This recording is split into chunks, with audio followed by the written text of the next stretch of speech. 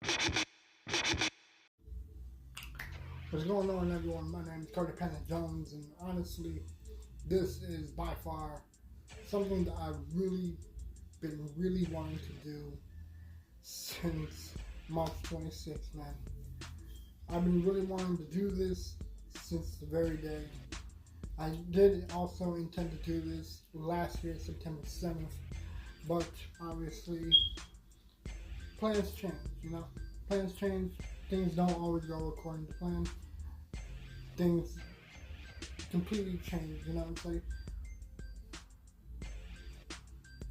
It's like, honestly, man, I've just been completely occupied with a bunch of other things, a bunch of other recordings, and I really wanted to really get this out as soon as I can.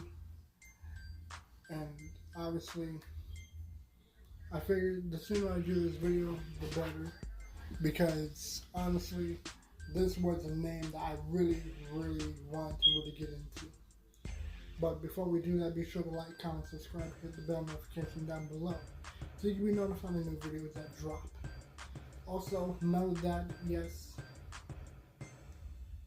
my glasses are reflecting the screen, so pay no mind to that. But, obviously, the reason why is because I have the Wikipedia page right here up in front of me. So, give me 1 second. Also, I want to let y'all know that today's video is also sponsored by Poggers Drink Mix. Honestly, it's getting hotter now and it's going to continuously get hotter, especially with spring coming in, with summer, It's like the weather is going to continuously get hot and exhausting, uncomfortable, and everyone's going to want to get some cold beverages just to really comfort them, to really feel good and cool down a bit. And honestly, that is where Poggers Drink Mix comes into play. With Poggers Drink Mix, it is an absolutely appetizing, tasty drink beverage that completely has 3 different mix variations that I think you guys would really enjoy. It has hydration mix, which is better than Kool-Aid, Powerade, Gatorade, lemonade, all the aids, all the Powerades, all the primes, and all that stuff. It's better than all the competitions out there in the drink brand. And also it has a little energy mix, to give you a little bit of boost, to really wake you up a bit. And it's much better than Monster, Red Bull, Powerade. I already said Powerade. Better than Rockstar, Venom, Spider, Red Bull, Monster, Rockstar. All the energy drinks, It's way better and way healthier for that matter. And if you are an insomniac, you have a hard time sleeping, you can't sleep enough for whatever reason, you can't sleep because it's getting hot and you're getting sweaty, well, they have a sleep mix that has some delicious grape or acai flavor and mixed with a little bit of melatonin to really help you sleep much easier and much better. So y'all can get 10% off any purchase, any tub that you want, that you wish, that you desire. And y'all can get it with 10% off using my code PandaJones10. That's PANDAJONES10. Honestly, man, share this video with your friends. Thank you, Poggers, for sponsoring this video. Get your drink on. Honestly, I've been really excited to really talk about this artist. Y'all know him as, well, the Godfather of Gangsta Rap, Wright, Eazy-E himself. Now, if you're not familiar with this, I've done a bunch of other artist reviews for quite some time, and there's a playlist full of artist reviews that I've done, with rock music, rappers, solo artists, bands, and this is just some, and I'm not going to stop making more. I'm going to continue to really expand and really talk about more musicians, and not just rappers, but also rockers and metalheads and all that stuff, So Metallica is certainly going to be on the list as well.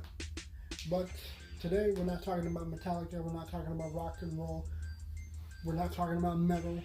We are talking about the Godfather of Gangsta Rap, Eric Lynn Wright, September 7th, 1964 to March 26th, 1995, was born professionally as Eazy-E, was an American rapper who propelled West Coast rap and gangsta rap by leading the group and its label that he made, Ruthless Records.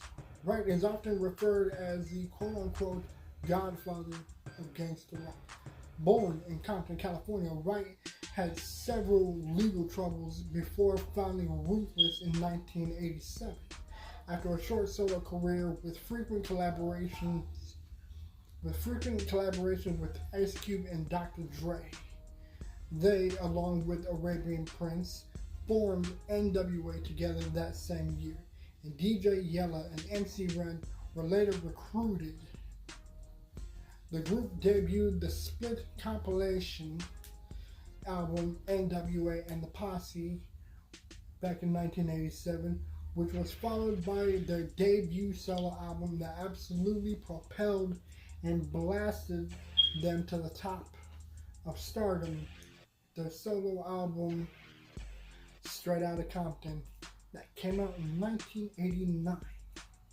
Controversial upon release, Straight Outta Compton is now ranked among the greatest and most influential albums ever. The group released its second and final album, studio album, Niggas for Life, in 1991, and that also came out after Ice Cube split from the group and soon after disbanded. During NWA's splintering largely by disputes over money, Eazy-E became embroiled in bitter rivalries with Ice Cube and Dr. Dre, who had departed for solo careers in 1989 and 1991, respectively. I don't know about respectfully though. Yet he remained more significant behind the scenes, signing and nationally debuting the rap group Bone Thugs and Harmony from 1993 to 1994. Bone Thugs and Harmony became the biggest rap group to ever blow up because Eazy-E saw them and he told them, hey, come join me, let's make a record together, I'll sign you to Ruthless, we can make a record, and then, well, y'all already know. Their first debut album was Creeping on a Come Up, sorry. Early life and Ruthless Records investment. Eric Wright was born to Richard and Kathy Wright on September 7, 1964 in Compton, California, a middle-class Los Angeles suburb that was experiencing blockbusting. His father was a postal worker and his mother was a grade school administrator. His family and others witnessed the rapid shift downwards of their community caused by several factors, including white flight with the nearby Watts riots and the formation and expansion of street gangs, most notably the Crips and the Power Rangers. Wright attended Compton High but dropped out in the 10th grade. He later received a general equivalency diploma, a GED. Wright supported himself mainly by selling drugs and introduced his cousin to the illicit occupation. Wright's music manager, Jerry Heller, recalls seeing Wright selling marijuana but not cocaine. Heller would claim that Wright's quote-unquote dope dealer label was part of his self-forged armor. Wright was also labeled as a quote-unquote thug, Heller explains. The hood where he grew up was a dangerous place. He was a small guy. Thug was a role that was widely understood on the street. It gave you a certain level of protection in the same sense that people hesitated to fuck with you. Likewise, dope dealer was a role that accorded you certain privileges and respect. And that's the thing about Eazy-E. He might have been short. He might have not been the average height of some people in this group. You know, he wasn't as tall as other members like Dre, Q, Ren. You know, he wasn't the same height as them. But it didn't stop him, you know? It didn't change him. In fact, he became what you would say the Napoleon of hip hop. You know, it's like he might have been short, but he knew how to fucking fight, you know? He knew how to throw them blows, you know? So, and not only that, he didn't always pick fights. He was just someone that wasn't gonna let you, like, get away with. You know, it's like if you fuck with him, he's not gonna let it slide. You throw a right hand, he's gonna hit you with a two-piece. You come out and show up strapped, then he's gonna show up strapped as well. You come out with a knife, he'll come out with a pistol. Come out with a pistol, he'll come out with a shotgun or an AK. Eazy-E was certainly not someone to fuck with. He was as dangerous as it comes, you know. He was respectful, but he was dangerous. In a 2006 interview with the Associated Press, Heller stated that he had no proof that he was ever a drug dealer. I'm not sure if he was or wasn't. I know that it was good for the ruthless image, the ruthless persona. So maybe that's why he adopted that. But he has no proof. He has no idea whether or not it was true. But I mean, if you do piece some of the things together, he did have the money and he did have the funding to create the label before he met Jerry Heller. So he probably was a drug dealer and he did have that money. In 1986, at age 22, Wright had allegedly earned as much as $250,000 US from dealing drugs.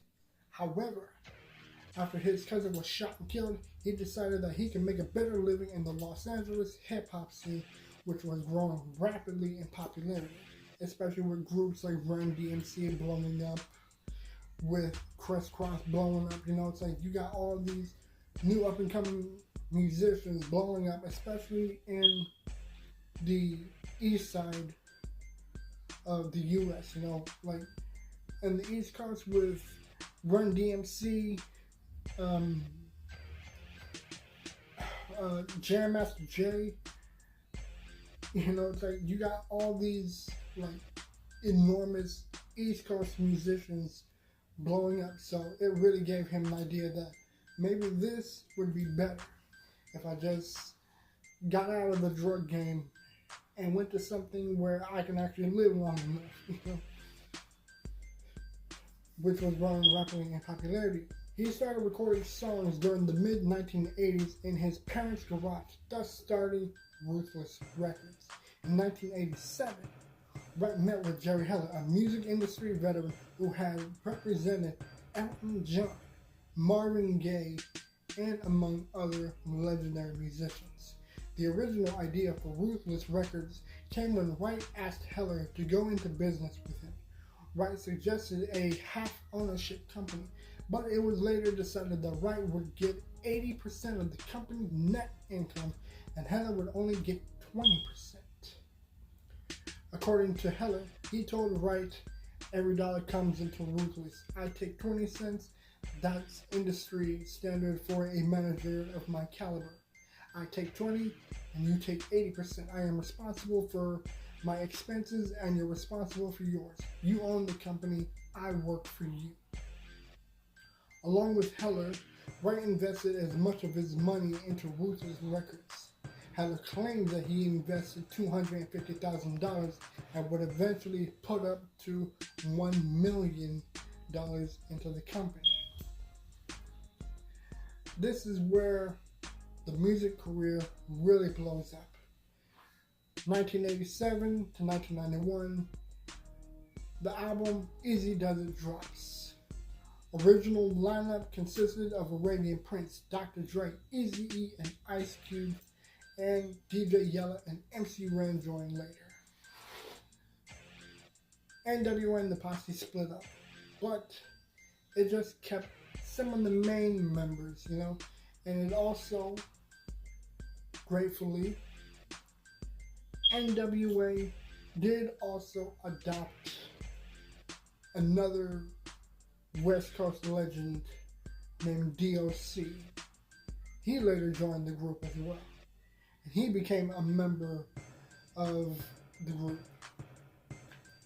The album featured material previously released as singles of the Macola Records label, which was responsible for distributing the release by NWA and other artists like Phila Fresh Crew, a West Coast gangster rap originally based in Dallas, Texas. Now, when Eazy-E came out, it was a huge thing. It absolutely blew up. So many great songs came on that album.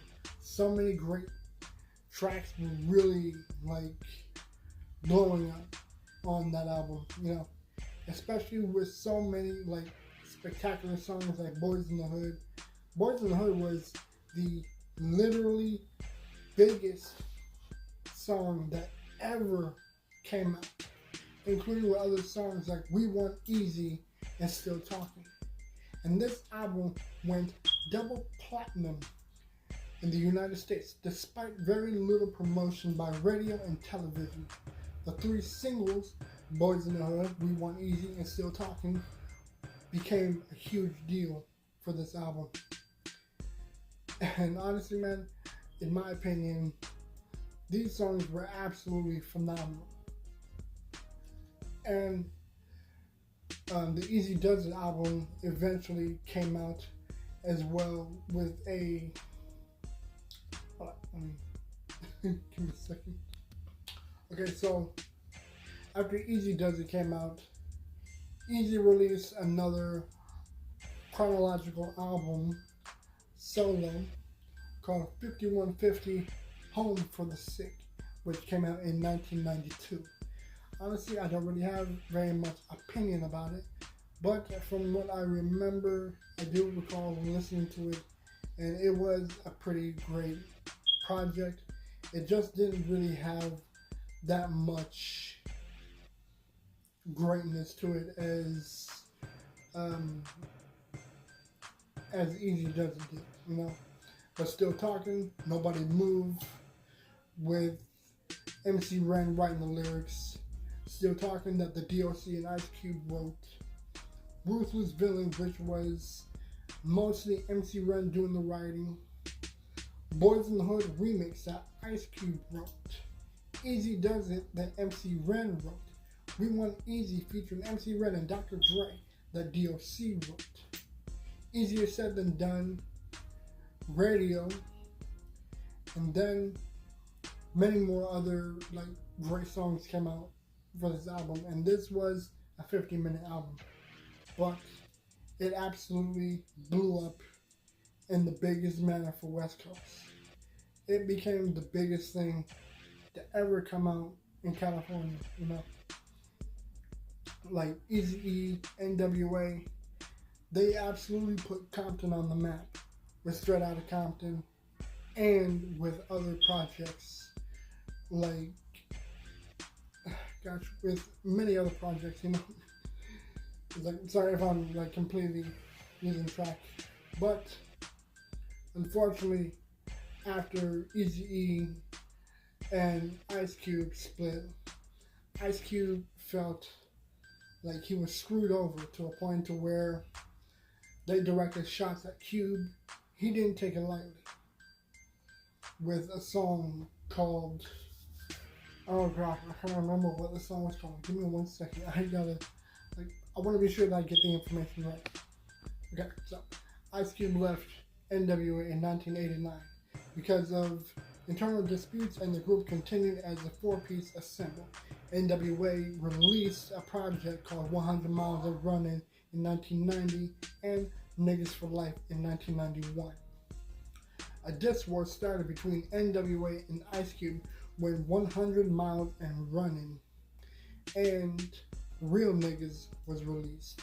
Ice Cube responded with No Vaseline on Death Certificate. Wright performed on 7 of the 18 songs on Niggas for Life. So, this song, this feud between the two, absolutely became like the most ruthless, most hardcore gangster shit to fucking come out.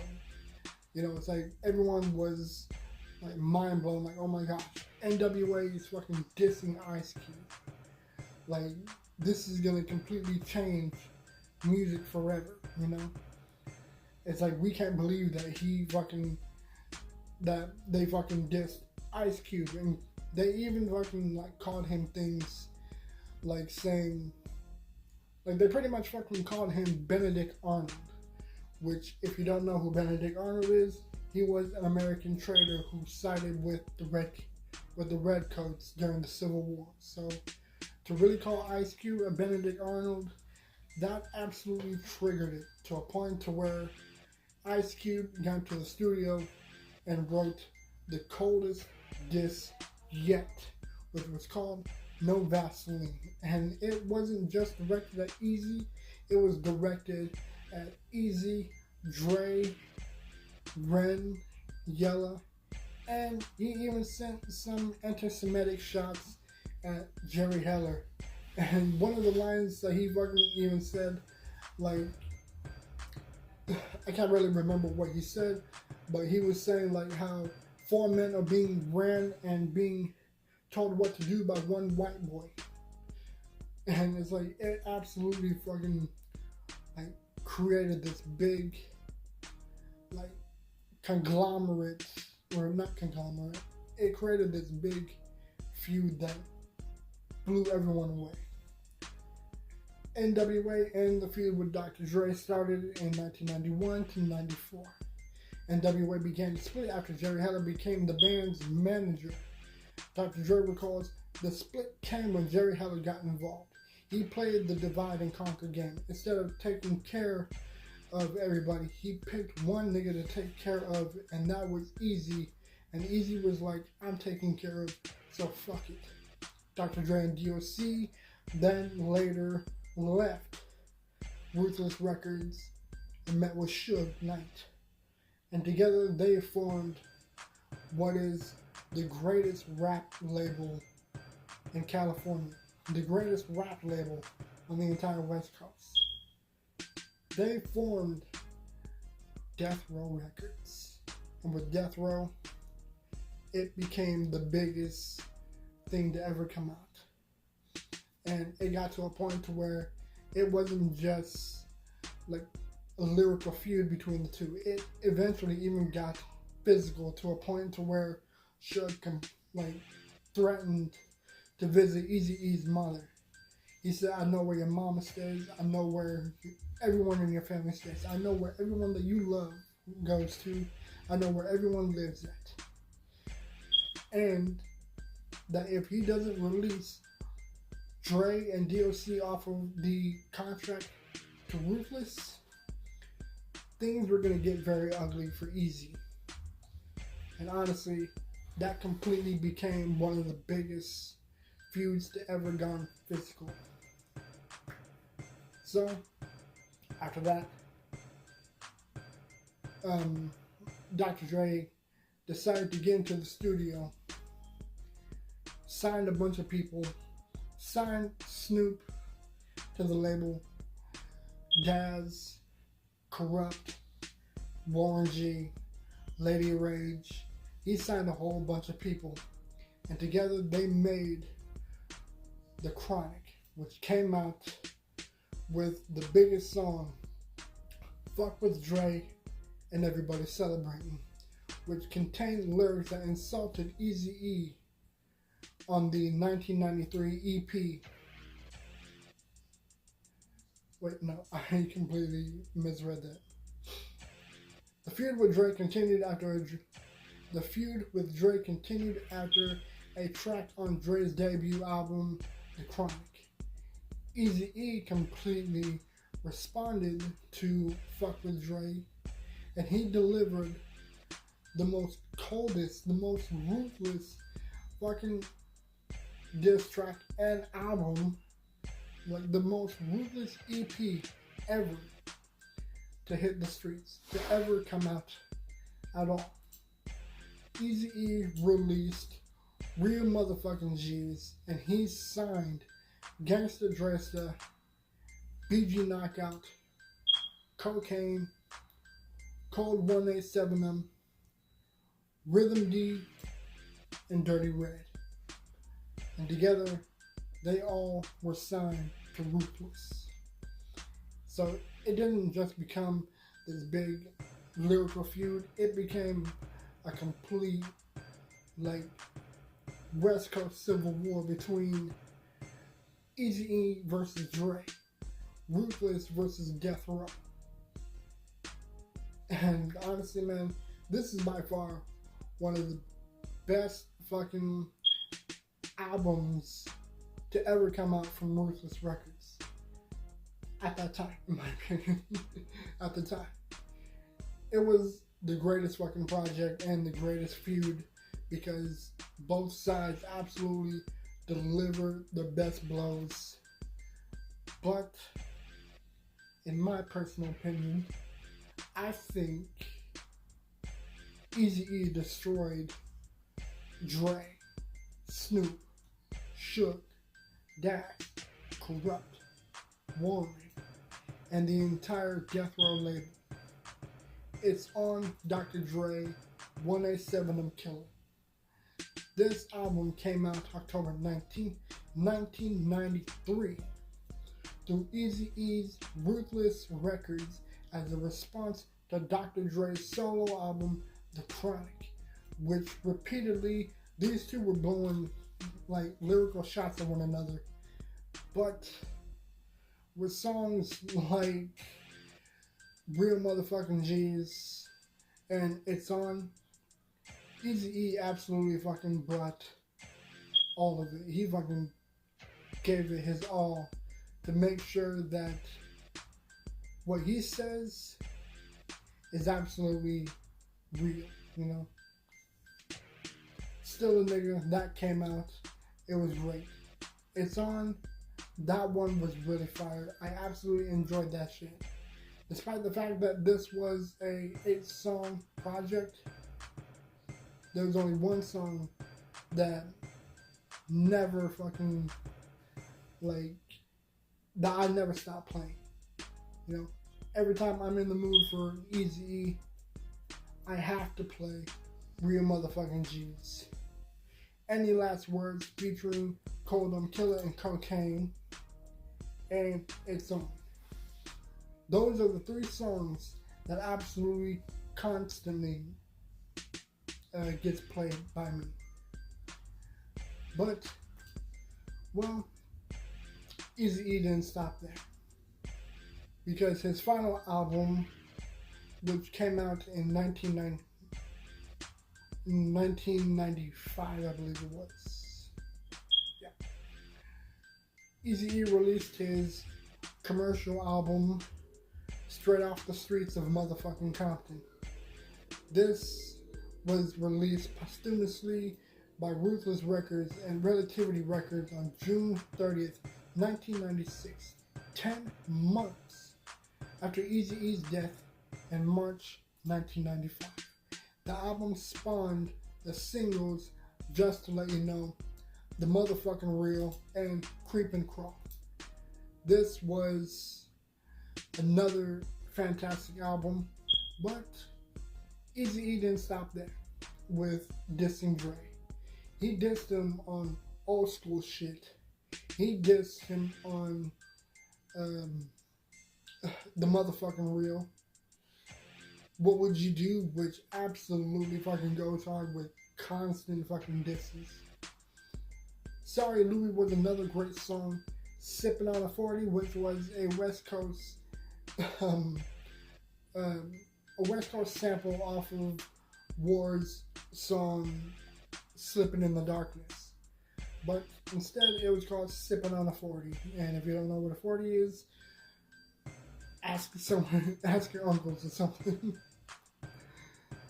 There were some songs that I wasn't really feeling. Nuts on Your Chin, I never really cared for it all that much. Licking, Sucking, Fucking, never cared for it. Hit the Hooker, Gangsta Beat for the Street, But honestly, my personal opinion, those songs were just the only ones I never really cared for. But really, to say my thoughts on these albums, I would absolutely say that it's on Dr. Dre 187 I'm Killer. It's a 10 out of 10 in my opinion. Absolutely, flawlessly, ruthlessly great. Straight off the streets of motherfucking Compton. This was a 7 out of 10.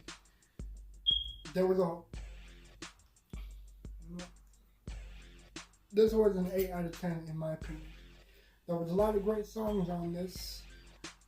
You know, it's like old school shit.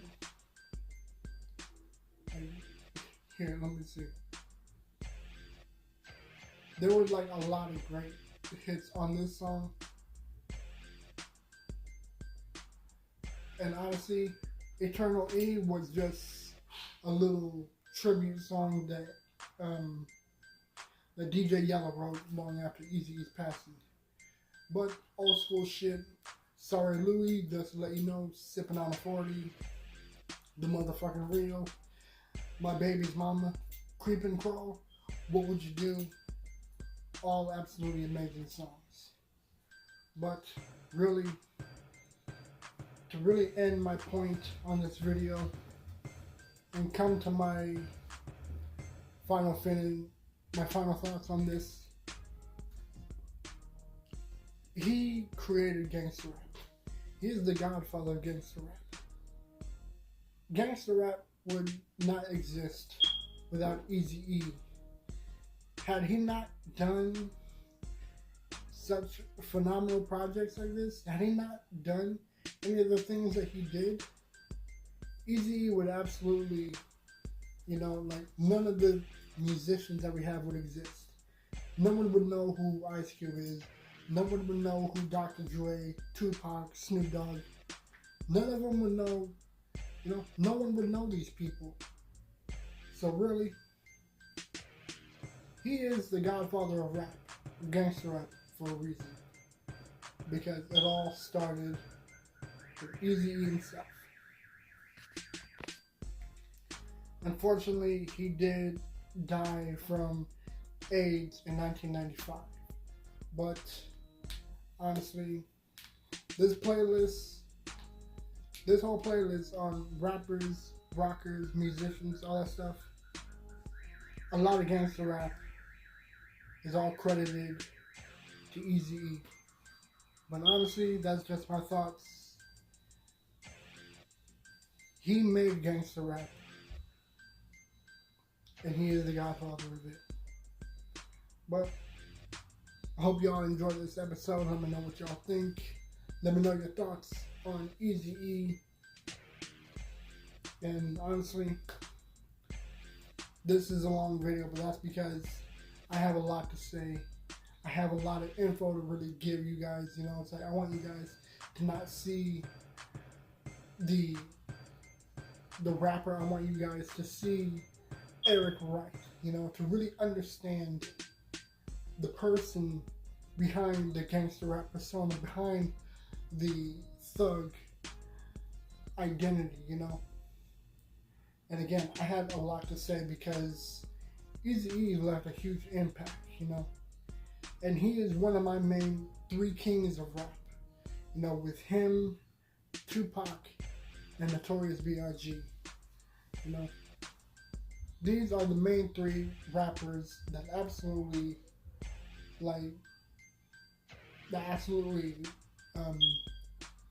made me a fan of gangster rap, And I will do one for Biggie at some point. I just gotta really listen to all his stuff all over again. But y'all can let me know what you think in the comments down below. And I will see y'all in the next video. And I'm out.